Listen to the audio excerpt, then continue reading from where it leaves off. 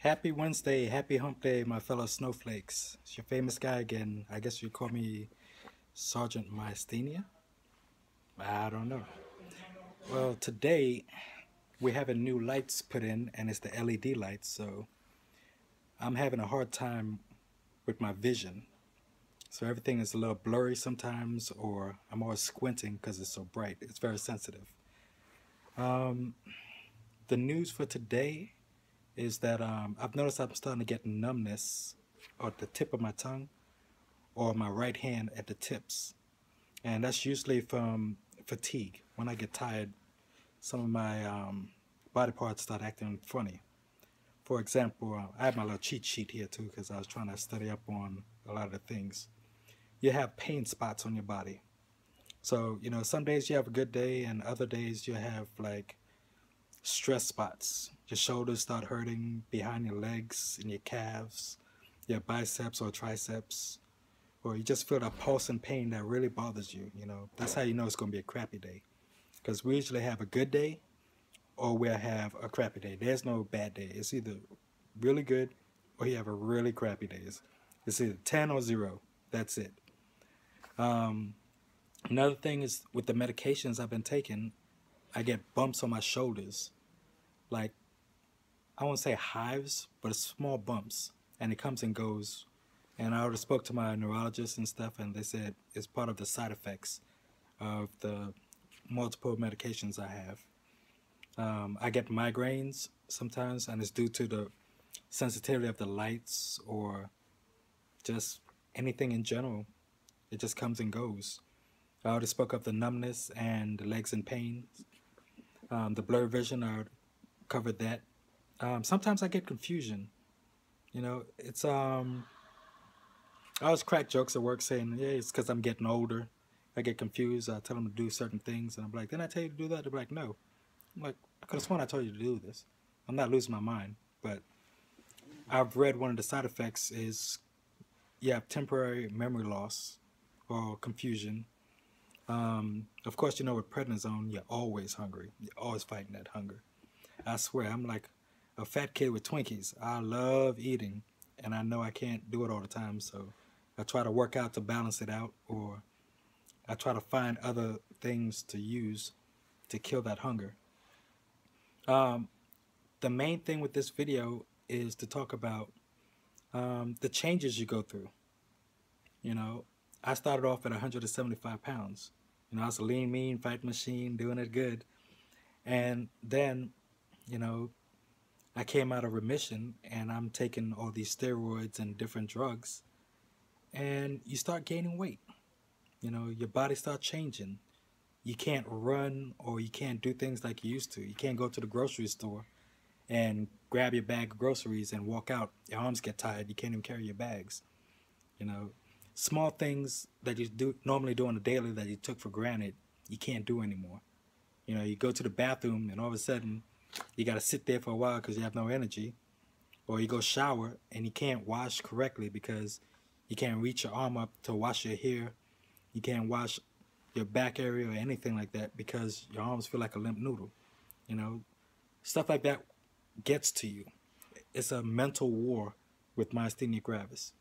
That's the hard thing about this. And a lot of people go through depression. I went through my share of it because I'm used to being at a certain level, especially in the military. You're at a certain level and you maintain that. I've been in for a little over 16 years and I've always been top of my game. And now with the myasthenia, I'm no longer the top of the game. So, these young kids that's 18, 19 years old, they're starting to get the best of me now. So, they'll try to throw it in there, but they know due to my health, I can't keep up with them. So they're enjoying it right now. But hey, once I get back in remission, best believe I'm getting back on them. I'm not going to let this slow me down. What's another thing? Nightmares. They had me on a certain, I forgot what the name of the drug was. But I took it for 2 or 3 days. And I had some crazy dream of a dog biting a cat or a cat biting a dog, some weird thing. And I told the doctor, I was like, I can't do this. So I gave him back that stuff. I was like, no, that's not for me. So you have to be aware of nightmares. That's one of the side effects. Can't sleep. if you take your medicine, and this goes for Mestinon, or Celsep is another name for it. In the evenings, I see about 5 o'clock is when I stop taking it. That's my last dosage. Because after that, I'm up all night. And I have to wake up at 0 dark 30 to get back to work. So that's not something you want to do if you're waking up early and you have a lot of things to do. Um, Going back to depression, for I wouldn't say the women, but for the people that's with the kids, that you have to chase after them all the time, getting them ready for school, doing homework with them, and you get so tired that you can't do those small things, cook dinner, or spend that quality time taking them to the park, that really messes with you. And you have to have somebody that's understanding. You have to have somebody that's willing to work with you. And there are people out there, and they have family members that can do that. But a lot of us, we're so used to being at a certain level that our pride get in our way. So beware of your pride on things like that. Now, I'm going to show you all the meds that I take right here. This is my morning remedy right there, all those different meds. And for me, I have myasthenia gravis, I have migraines, I have sleep apnea, I'm allergic to the grasses. I think that's everything. I'm like almost broke down. Allergies, asthma, sleep apnea, and myasthenia. That's what I have. And I've had it since 2012 February. Got diagnosed in June of 2012, and it was very low, I guess it would be called. I had an ocular, and for the people I have sticky notes of people who ask questions, so I'll get to that and answer them too about the myasthenia in the military. Mine was ocular, and now it's just starting to get to generalized, I guess. They're not sure because these symptoms just started within the last year. So they're trying to figure out if it's my allergies or if it's the myasthenia. Now to get to the people that had questions, I promised I would answer in my video. Let's start with Sandra Harden. Thank you. You didn't have a question, but you wanted a copy of the videos and stuff. And thank you for posting on there, and I will send you the video links as well. Tanika Crane, what do you do when you're tired or weak at work?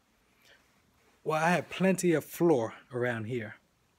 So when I get tired, I would take a cat nap. I have my door closed right now, so they know when the door is closed, I'm working or I'm working. That's all I'm going to say.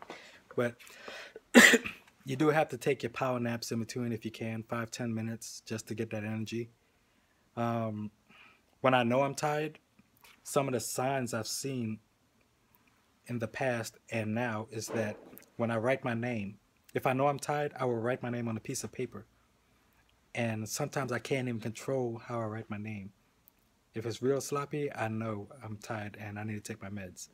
I done missed it, or I need a reshock of the Mestinon.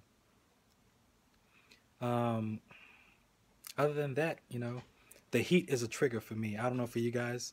If I get too hot, my body starts shutting down for some godly reason. It's on its own. I just fall apart. So that's another thing to be aware of.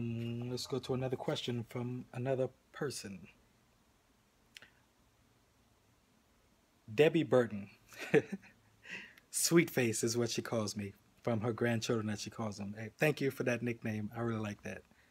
Sweet Face. Christine, I'm going to butcher your last name. Advincula?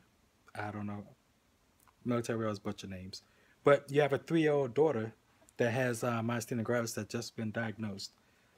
My advice for that is that don't treat her like she's special. Treat her like she's normal. Let her do things, and if she gets tired, pay attention to how much energy she have. Pay attention to her body behaviors. Don't let the disease get the best of you and her. Let her live a normal life to the best of your ability. It's like having a child that's late in learning how to walk. Instead of learning how to walk early, they wait till they, say, 3 years old, and they just start learning how to walk. you got to have patience. That's the thing with myasthenia. You got to have patience. You have to be optimistic.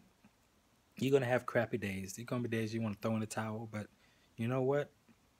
That's when you figure out how strong you are. You have to dig down deep and say, hey, yes, it's crappy, but tomorrow's going to be a better day, or we can make today a better day. If she's tired, grab her in her arms, give her a big hug. I swear, a hug will make a major difference. You just want somebody to talk to is good. Who else do we have? That's it for this sticky. On to the next one. Sandra Owens. For you, your dad passed away at the age of 68 on April 10th.